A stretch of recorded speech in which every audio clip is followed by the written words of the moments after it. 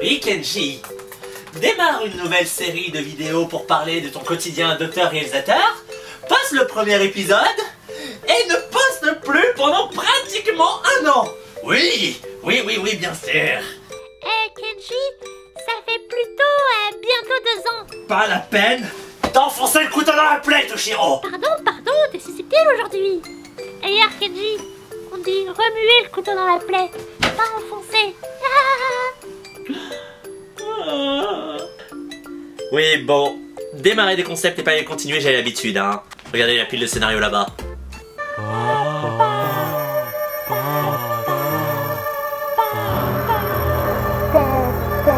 Mais depuis la dernière vidéo, pas mal de choses ont avancé. La semaine dernière, j'ai organisé une séance de projection de court-métrage sur le thème la violence par le prisme de l'imaginaire. Et du coup, vous allez, au cours de cette séance, voyager dans 7 univers imaginaires qui vont vous faire réfléchir sur la réalité.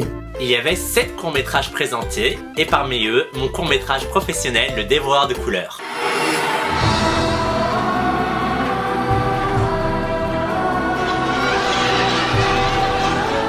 Eh attends, t'as vu la photo qu'il a postée?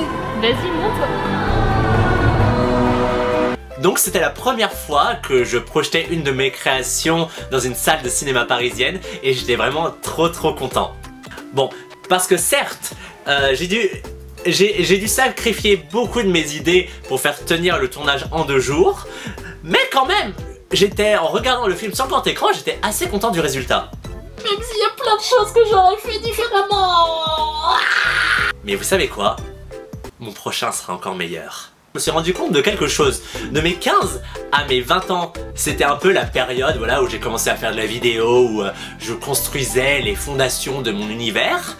Ensuite, de mes 20 à mes 30 ans, c'était la période où là, je m'éclatais à faire plein de courts-métrages et de web-séries autoproduites avec les moyens du bord, où je m'éclatais artistiquement, et voilà, je continuais un peu à enrichir tout cet univers.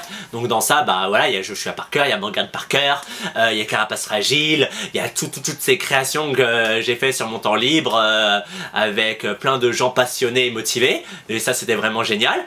Et en fait, là, j'ai réalisé qu'à partir de mes 30 ans, à partir de mes 30 ans, là vraiment j'ai tenté, enfin même j'ai pas tenté, ça a été le cas, je suis rentré dans une phase de professionnalisation. Et ça a démarré du coup par le court-métrage Le Dévoreur de couleurs, qui a eu un financement de 11 000 €, une production, une équipe complète, tout ça. Donc voilà, c'était vraiment une expérience. Et puis, donc voilà. Mais depuis ce tournage, ce que j'ai surtout fait, encore, c'est écrire. Je passe des journées entières à travailler les scénarios, les notes d'intention de réalisation, les moodboards et compagnie. Et à contacter les productions, à envoyer des mails. Encore. Pardon, je suis serein. Au fur et à mesure d'écrire tout ça, je me suis rendu compte que j'affinais vraiment mon écriture, que mes projets de court-métrage et de long-métrage devenaient de plus en plus pertinents au niveau de la structure, de la dramaturgie, des personnages et de l'univers, de mon univers dans son ensemble, de qu'est-ce que je veux raconter sur le monde, quels sont les messages que je veux véhiculer à travers ces récits. Et voilà, je suis juste trop content de vraiment avoir passé beaucoup de temps à travailler l'écriture de mes projets, mais je dois bien vous avouer que ça me manque de tourner, vous voyez, parce que pour le moment j'ai pas encore eu de réponse de la part de production. Donc je suis un peu dans cette attente de tourner. Et en plus, comme je ne fais plus trop de tournage en autoproduction et que je suis surtout dans l'écriture, et ben je dois vous avouer que être derrière son ordinateur à écrire au bout d'un moment, on devient un peu zinzin. Mais ça va. Et tout va bien dans ma tête. Je danse avec un crâne sur la tête. Je parle avec Laura Palmer. Je prends soin de ma santé mentale et j'espère que vous également.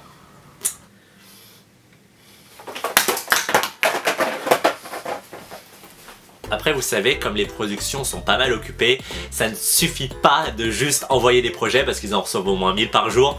Donc ce qu'il faut faire parfois, c'est relancer en passant des appels téléphoniques. Pourquoi je prends cette voix? C'est parce que je ne suis pas ce qu'on pourrait considérer comme quelqu'un qui est très à l'aise avec les appels. Mais bon, parfois il faut prendre sur soi et... je reviens. J'ai un appel à passer justement.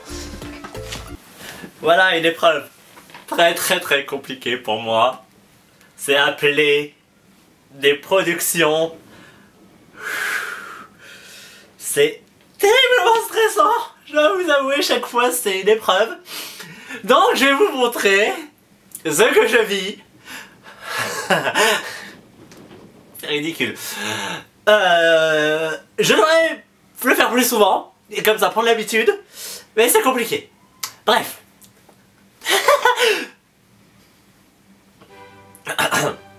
Posture. Je me coiffe.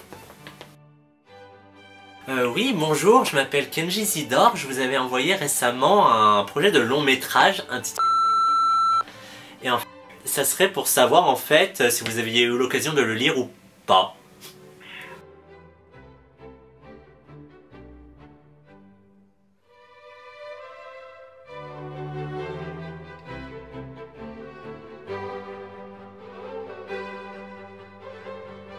D'accord, j'avais eu une réponse qui m'avait répondu le 2 septembre. Ok, du coup je dois attendre encore un mois à peu près, c'est ça?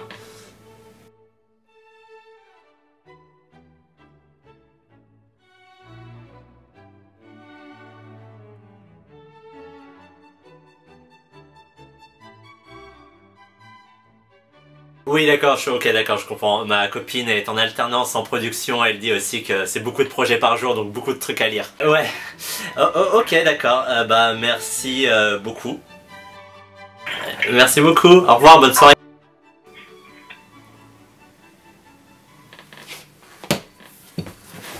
C'est terrible, mais vous voyez, j'essaye de me débrouiller. C'est important d'être au contact des gens, d'aller aux événements cinématographiques, de parler avec des gens de cet environnement pour justement se montrer et leur dire « Coucou, j'existe !» Et voilà. C'est pas facile pour une personne comme moi, qui est généralement pas très à l'aise socialement, mais ça va, je commence un peu à prendre confiance en moi et à essayer de justement parler de ce que je fais avec pertinence et éloquence. C'est pas encore ça, mais ça arrive. Voilà, comme j'ai plein de projets, j'ai aussi ce projet, mon prochain court-métrage, ça va être un film d'horreur qui s'appelle Trauma Résonance, qui a été sélectionné par Cosmic Video pour bénéficier de matos audiovisuel gratuit, donc génial, caméra, lumière, son, ça va être trop bien. Bonjour, je m'appelle Kenji Isidore, je suis auteur-réalisateur. Merci beaucoup encore à eux d'avoir sélectionné le projet. Là, je suis encore en train de peaufiner l'écriture du film. Et après, voilà, j'espère pouvoir constituer une équipe motivée autour de ce projet qui va s'avérer être terrifiant. Qu'est-ce qu'il y a d'autre comme nouvelle? Bah écoutez, Mr. Key continue d'avancer les effets spéciaux du dernier épisode. Donc bientôt il va rentrer dans son ultime phase de post-production. Il me reste encore quelques doublages à faire. Après je vais devoir caler tout sur la table de montage et faire le mixage et que Mr. Key fasse la musique aussi. Et ensuite, ça sera terminé pour la série Joshua Parker. Et une porte se ferme. Et je pense qu'à partir d'un moment, bah, c'est bien aussi que des portes se ferment. Et d'autres s'ouvrent aussi parce qu'il y aura le manga Joshua Parker. Etienne avance bien les dessins en ce moment. Donc voilà, c'est cool. En tout cas, niveau scénario, j'ai déjà fait les brouillons et les histoires des 7 premiers tomes.